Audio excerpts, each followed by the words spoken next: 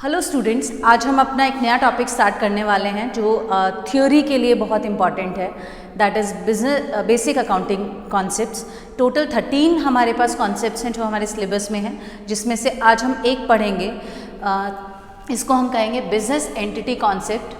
अब आपने एंटिटी के बारे में forms of business organisation business studies में पढ़ लिया है कि सोल प्रोप्राइटरशिप और पार्टनरशिप की सेपरेट लीगल एंटिटी नहीं होती, कंपनी की कोऑपरेटिव सोसाइटी की सेपरेट लीगल एंटिटी होती है, एचयूएफ की भी सेपरेट लीगल एंटिटी नहीं होती है।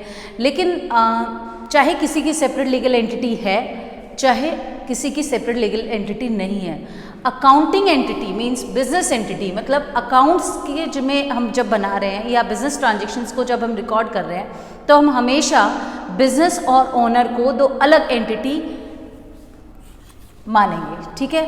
और हम बिजनेस ट्रांजेक्शन्स को जो रिकॉर्ड करेंगे, transactions are recorded from the point of view of transactions are not recorded from the point of view of owners. मतलब हम ऑनर्स के पॉइंट ऑफ व्यू से ट्रांजेक्शन्स को रिकॉर्ड ना करके हम किस पॉइंट ऑफ व्यू से ट्रांजेक्शन्स को रिकॉर्ड करेंगे, हम बिजनेस जो है बिजनेस के पॉइंट ऑफ व्यू से, मतलब मैं अगर किसी बिजनेस के ट्रांजेक्शन्स को रिकॉर्ड कर रही हूँ तो मैं बिजनेस के पॉइंट ऑफ व्यू को देखूंगी, ना कि ऑनर के पॉइंट ऑफ व्यू से। और इसी वजह से ऑनर जो भी बिजनेस में फंड्स इन्वेस्ट करता है, फंड्स में मैं क्या मानूँ, फंड्स यहाँ पे फंड्स का मतलब क्या है, चाहे वो कैश दे रहा है, चाहे वो बैंक बैलेंस दे रहा है, चाहे वो गुड्स दे रहा है, चाहे वो कोई भी एसेट दे रहा है, ये सब बिजनेस के फंड्स हैं। अगर बिजनेस के नाम से ये फंड्स खरीदे गए हैं, ये एसेट्स खरीदी गई हैं, गुड्स खरीदे गए हैं और बिजनेस के पैसे से खरीदे गए हैं, तो ये सब फंड्स हैं। तो फंड्स का मतलब सिर्फ कैश नहीं है, कोई भी ऐसी चीज़ जो बिजनेस के ऑनरशिप में है, बिजनेस के नाम से है, वो सब फंड्स है। तो जो ऑनर है, जो भी फंड्स इन्वेस्ट कर रहा है बिजनेस में, उसको हम कैपिटल मानते हैं। और इस वजह से कैपिटल को हम, अभी तक आपने पढ़ा है, कैपिटल हमेशा एक लायबिलिटी हम मानते हैं। और लायबिलिटी कौन सी, इंटरनल लायबिलिटी, कि अगर ऑनर ने पैसा इन्वेस्ट नहीं कर रखा होता तो हम कहीं बाहर से लेते, और बाहर से लेते तो वो लायबिलिटी है। तो यानी कि चाहे ओनर बिजनेस को पैसा दे, चाहे बाहर से कोई लोन लिया जाए, दोनों ही बिजनेस के लिए लायबिलिटी है। फ़र्क सिर्फ इतना है कि जो ओनर पैसा दे रहा है वो एक इंटरनल लायबिलिटी है और जो बाहर से पैसा आ रहा है वो एक एक्सटर्नल लायबिलिटी। क्लियर है?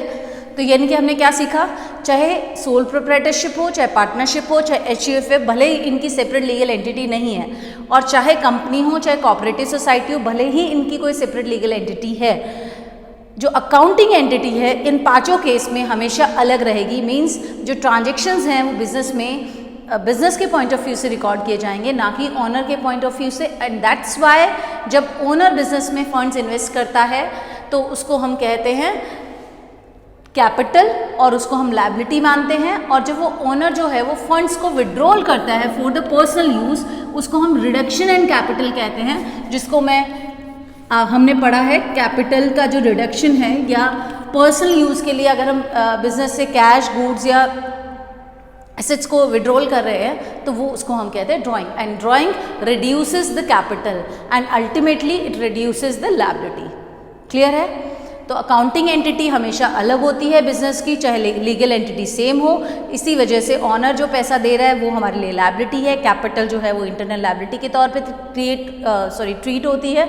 और अगर बिजनेस से ऑनर कोई पैसा निकाल लेता है तो उसको हम रिडक्शन इन कैपिटल या ड्राइंग्स या रिडक्शन इन लायबिलिटी बोलेंगे, ठीक है। और हम सारे ट्रांजेक्शन को बिजनेस के पॉइंट ऑफ व्यू से रिकॉर्ड कर रहे हैं, ठीक है।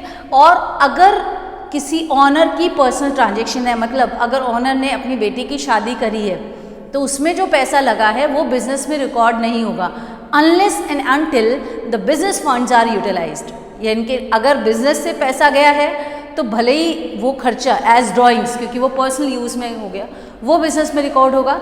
या फिर ओनर ने अपने घर पे कुछ गोल्ड रखा था, उसको बेच के, क्योंकि गोल्ड के प्राइसेस ज़्यादा है इसलिए बेच के और वो पैसा बिजनेस में इन्वेस्ट कर दिया, तो वो भी, क्योंकि बिजनेस में फंड्स का फ्लो हो रहा है, यहाँ पे बिजनेस में पैसा आ रहा है, तो वो भी रिकॉर्ड होगा। लेकिन वो अपने ही फंड से अपने ही खर्चे कर रहा है, तो उसको हम business is as per this business entity concept या अकाउंटिंग एंटिटी कॉन्सेप्ट उसको बिजनेस में, बिजनेस के बुक्स ऑफ अकाउंट्स में रिकॉर्ड नहीं करेंगे।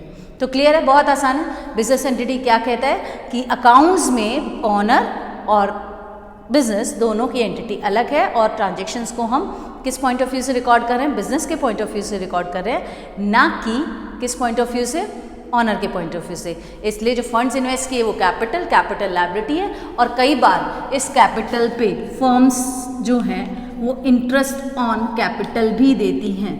इंटरेस्ट ऑन कैपिटल देने का क्या फ़ायदा है कि अगर आपने कहीं लोन लिया होता तो अब उसको भी तो इंटरेस्ट दे रहे होते, तो इसलिए जो कैपिटल जिसने इन्वेस्ट की है उसको हम इंटरेस्ट जो कहते हैं कि इंटरेस्ट देंगे। अब तुम कहोगे कि वो प्रॉफिट तो ले रहा है, प्रॉफिट ले रहा है वो रिस्क लेने के बदले में, क्योंकि वो बिज़नेस में रिस्क ले रहा है, वो बिजनेस इसलिए वो प्रॉफिट ले रहा है। इंटरेस्ट वो किस वजह से लेगा, क्योंकि उसने कैपिटल इन्वेस्ट किया। देखो सोल प्रोप्राइटरशिप में चाहे वो इंटरेस्ट ले ले प्रॉफिट ले ले, ultimately it goes to you.